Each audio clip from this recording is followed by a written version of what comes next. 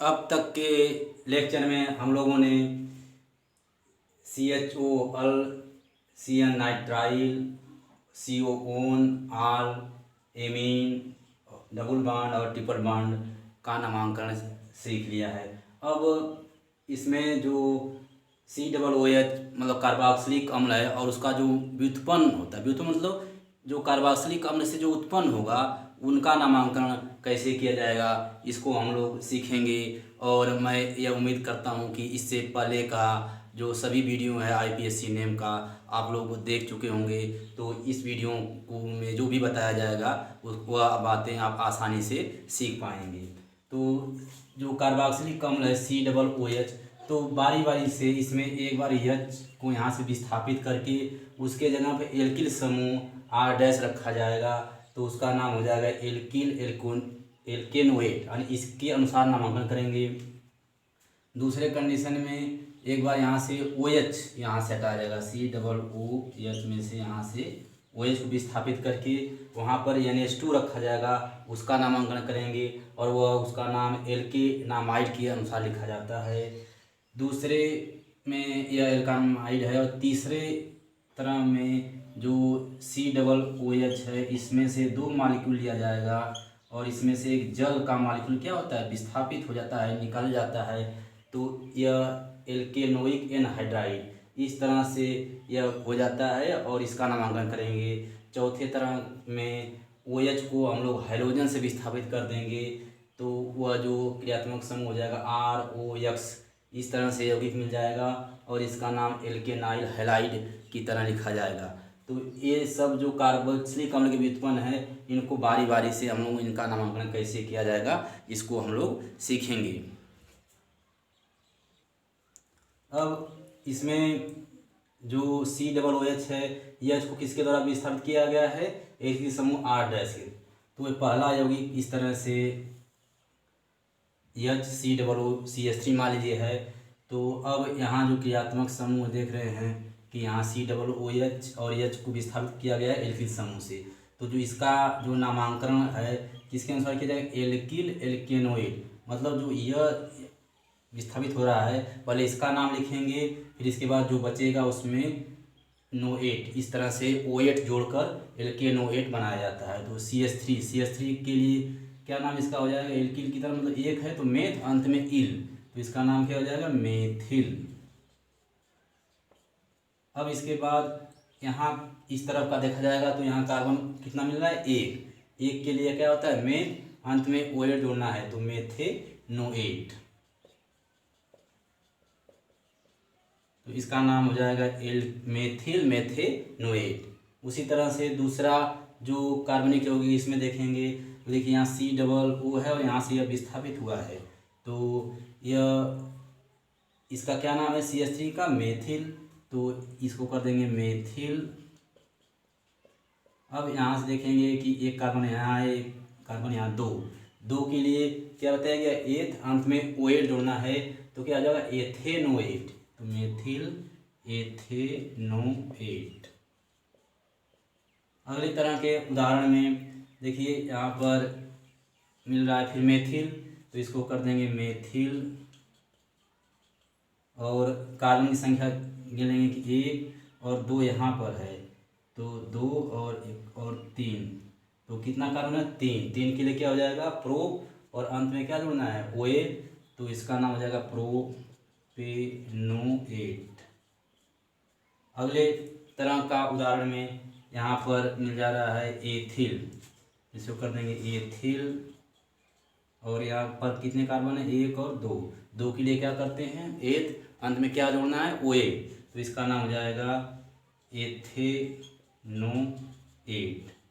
थोड़ा इस तरह के नामांकन को ध्यान रखेंगे कि जो यहाँ पर विस्थापित किया जा रहा है पहले उसका नाम लिखा जाएगा जो एल्किल समूह है, इसके बाद जितना कार्बन बच रहा है उसमें OH जोड़कर वह लिखा जाएगा।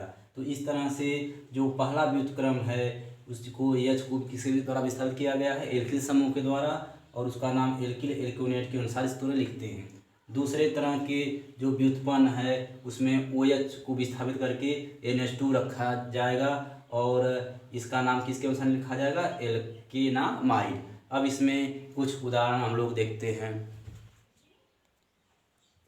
इस उदाहरण में देखेंगे CONH2 मतलब OH को विस्थापित कर दिया गया किसके द्वारा, NH2 को के द्वारा। तो अब इसका नाम किसके अनुसार लिखना है, एल्केनामाइड।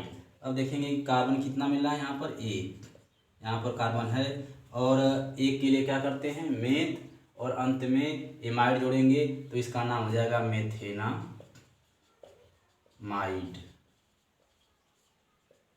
दूसरे उदाहरण में यहाँ NH2 मिल जा रहा है और यहाँ कार्बन संख्या 1 और 2, दो के लिए क्या करते हैं एथ और इसका नाम किसके अनुसार लिखना है, एल्केनामाइड।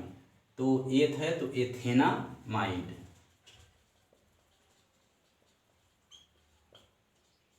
तीसरा जो उदाहरण है इसमें फिर हम देख रहे हैं कि NH2 है और यहाँ पर कार्बन संख्या 1, 2 और 3, तीन के लिए क्या है प्रोप और एल्केनामाइड की तरह इसको यदि लिखेंगे तो प्रोपेनामाइड। तो इसका नाम हो जाएगा प्रोपेनामाइड। तो इस तरह से यदि कार्बोक्सिलिक अम्ल में OH को विस्थापित किया जाएगा NH2 को तो के द्वारा, तो उसका इस तरह से नामांकन लिखा जाता है। अब तीसरे तरह का जो व्युत्पन्न है उसमें जो दो मॉलिक्यूल लिया जाएगा कार्बोक्सिलिक अम्ल का, उसमें से एक जल का मॉलिक्यूल विस्थापित होता है, निकलता है। तो इस तरह से यह बन जाता है RCO, फिर RCO दो बार, इस तरह से ऑक्सीजन वाला जुड़ा रहता है और इसको कहते हैं एल्केनोइक एनहाइड्राइड। इसका नाम किसके अनुसार लिखा जाएगा, एल्केनोइक एनहाइड्राइड के अनुसार। तो अब हम लोग देखते हैं कि जब एक जल का मॉलिक्यूल निकल जाता है तो किस तरह से जो यौगिक बनता है उनका नामांकन लिखा जाता है।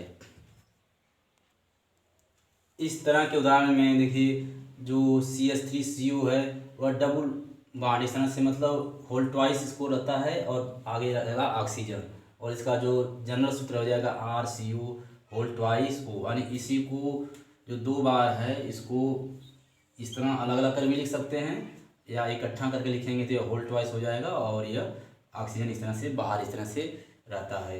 तो इसका जो नाम है किसके अनुसार लिखेंगे, एल्केनोइक एनहाइड्राइड। तो अब यहाँ देखेंगे कार्बन 1 और 2, दो के लिए क्या करते हैं एथ, तो एथ में क्या जोड़ना है ओइक, तो एल्केनोइक, तो यहाँ पर एथ है तो एथेनोइक और एनहाइड्राइड यहाँ पर लगाना है अनुलग्न हाइड्राइड, एनहाइड्राइड। अब यहाँ ध्यान देना कि ये जो कार्बन है 1 और 2 इन्हीं को लिया जाएगा, ये नहीं कि होल ट्वाइस है तो आप इसको 4 समझ जाएं, ठीक है। तो यह 1 और 2, दो कार्बन है, दो के लिए एथ और ओइक करेंगे तो एथेनोइक और यह एनहाइड्राइड इस तरह से अनुलग्न लगता है। यहाँ देखेंगे दूसरे उदाहरण में तो यहाँ कार्बन संख्या 1, 2, 3, तीन कार्बन है, तीन के लिए क्या करते हैं प्रो और अंत में ओइक, तो क्या नाम हो जाएगा प्रोपेनोइक। अब एनहाइड्राइड इसमें अंत में लगा देते हैं एनहाइड्राइड। तो इस तरह से जब उसमें एक जल का मॉलिक्यूल निकल जाता है मोनोकार्बोक्सिलिक जो यौगिक है उसके दो अणुओं में से, तो वह एनहाइड्राइड बन जाता है और उसका नाम किसके अनुसार लिखते हैं एल्केनोइक एनहाइड्राइड। थोड़ा इसको ध्यान रखेंगे और इसमें जो कार्बन संख्या जो कोष्ठ के अंदर रहेगा उसी को लिया जाता है। अब यह 2 है तो इसको 4 नहीं समझ जाएंगे कि नहीं 4 कार्बन है। तो उसी तरह से नीचे भी देखिए कोष्ठ के अंदर कितना है कार्बन है 3 है, तो 3 के लिए प्रो और इस तरह से ओइक करेंगे प्रोपेनोइक एनहाइड्राइड हो जाएगा। अब अगले तरह का जो व्युत्पन्न है वो चौथे तरह का, उसमें आप OH को हाइड्रोजन द्वारा विस्थापित किया जाएगा। यक्स मतलब हाइड्रोजन। अब हाइड्रोजन में क्या क्या आता है, यह यक्स जगह फ्लोरीन, क्लोरीन, ब्रोमीन और आयोडीन आ सकता है। तो अब हम देखेंगे कि जो यदि OH है हाइड्रोजन द्वारा विस्थापित किया जाएगा तो उसका नामांकन किस तरह लिखा जाता है। और जब इसका नाम IPSC लिखते हैं तो इसमें एल्केनाइल हैलाइड के अनुसार इसका नाम लिखा जाएगा, मतलब एल्केनाइल हैलाइड। अब देखते हैं कुछ उदाहरण के द्वारा इसको समझते हैं। इसमें जो पहला यौगिक है CH3COCl। अब यहाँ देख रहे हैं कि जो Cl है मतलब किसके जगह विस्थापित हो रहा है OH के जगह पर, मतलब यह हैलाइड में आ जाएगा और इसका नाम किसके अनुसार लिखा जाएगा अभी बताया गया एल्केनाइल हैलाइड। तो एल्केनाइल मतलब जो कार्बनिक संख्या पर उसको देख लेंगे 1 और 2, तो 2 के लिए क्या करते हैं एथ और अंत में इसको एल्केनाइल की तरह करेंगे तो क्या हो जाएगा, एथेनाइल। और Cl, Cl के लिए क्या लिखते हैं, क्लोराइड, तो यहाँ कर देंगे क्लोराइड। यदि यहाँ Br रहता तो ब्रोमाइड कर देते, I रहता तो आयोडाइड, F रहता तो फ्लोराइड। अब इसी को इस तरह से तोड़कर भी इस तरह से दे सकता है। तो देखिए यहाँ पर C डबल बॉन्ड और Cl इस तरह से है, तो यह मतलब क्या है, इस ग्रुप का है यह एल्केनाइल हैलाइड, मतलब मोनोकार्बोक्सिलिक का जो अम्ल है उसमें से जो हाइड्रोजन है विस्थापित किसके द्वारा हुआ, हैलोजन के द्वारा हुआ है, तो उसका नाम इस तरह से लिखा जाएगा। तो यह इसका जो नाम है यही होगा यह भी, और इसको अलग अलग तोड़कर इस तरह से लिखा गया है। दूसरे उदाहरण में देखिए, यहाँ पर एक कार्बन है, 2 और 3, तो 3 के लिए क्या करते हैं, प्रो, तो यहाँ इसके अनुसार नाम लिखेंगे तो प्रोपेनाइल हो जाएगा। और हैलाइड, हैलाइड मतलब यहाँ क्या है, Br है, Br मतलब ब्रोमाइड, तो इसको कर देंगे ब्रोमाइड। अगले तरह के उदाहरण में यहाँ पर देख रहे हैं कि इधर से जो यह जो क्रियात्मक समूह है वह नज़दीक है, तो यहाँ नंबरिंग कर देंगे 1 2 3 और 4। तो देख रहे हैं 3 पर क्या है, यहाँ पार श्रृंखला है और इसका नाम क्या है, मेथिल, तो इसको कर देंगे 3 मेथिल। अब इसके बाद इसमें देख रहे हैं कि सबसे लंबा चेन क्या है, 4, तो 4 के लिए ब्यूट, और इसके अनुसार करेंगे नाम, तो क्या एल्केनाइल के अनुसार करेंगे तो क्या हो जाएगा, ब्यूटेनाइल। अब इसके बाद हैलाइड, हैलाइड मतलब यहाँ देखेंगे क्या है, क्लोराइड, Cl, तो Cl के लिए क्या कर देंगे, क्लोराइड। तो इसमें जो मोनोकार्बोक्सिलिक अम्ल है उसमें एक बार H को विस्थापित करके हम लोग देखा हुआ क्या हो जाता है, एल्कोनेट के नाम सीखा। दूसरे में OH को NH2 द्वारा विस्थापित करने पर एल्केनामाइड के अनुसार इसका नाम लिखा जाता है। तीसरे तरह के व्युत्पन्न में क्या था कि एक जल का मॉलिक्यूल निकल जाता है तो वह एल्केनोइक एनहाइड्राइड की तरह उसका नाम लिखा जाता है। और चौथे तरह के व्युत्पन्न में हम लोगों ने सीखा कि OH को यदि हाइड्रोजन के द्वारा विस्थापित किया जाता है तो उसका नाम एल्केनाइल हैलाइड की तरह लिखा जाता है। तो इसमें यह भी जो जितने भी क्रियात्मक समूह हैं इन सबको हम लोगों ने सीख लिया।